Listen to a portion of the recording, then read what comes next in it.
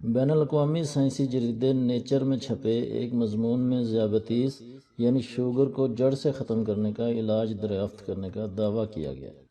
تحقیق سے یہ بات ثابت ہوئی ہے کہ میکسیکو کے سمندر کی تہہ میں بصارت سے محروم ایک نابینا مچھلی جسے کیو فش کے نام سے جانا جاتا ہے، اس مچھلی میں انسولین سے مزاحمت اور خون کے شوگر لیول میں بے پناہ اضافہ دیکھنے کو ملا۔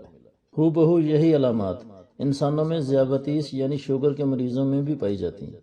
ان مچھلیوں کے اندر پائی جانے والی دیگر بہت سی خصوصیات بھی شوگر کے مریضوں سے حد درجہ ملتی ہیں۔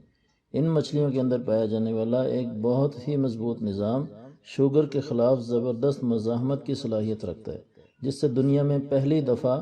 شوگر کے مکمل علاج کی بڑی روشن امید پیدا ہو گئی۔ اس مچھلی پر مزید تحقیق کے دوران انکشاف ہوا ہے کہ ہائی شوگر لیول کی وجہ سے بلڈ پریشر بڑھنے سے خون کی نالیوں میں توڑ پھوڑ ہونا ایک لازمی امر ہے،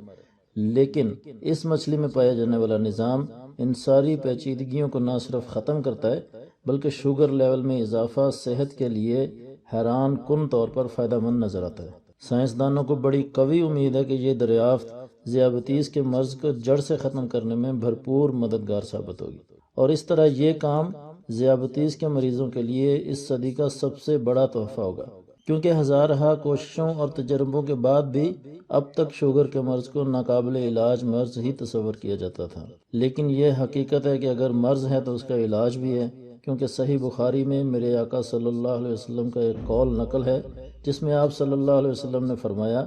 کہ اللہ نے کوئی ایسی بیماری نازل نہیں کی کہ جس کی شفا نازل نہ کی ہو۔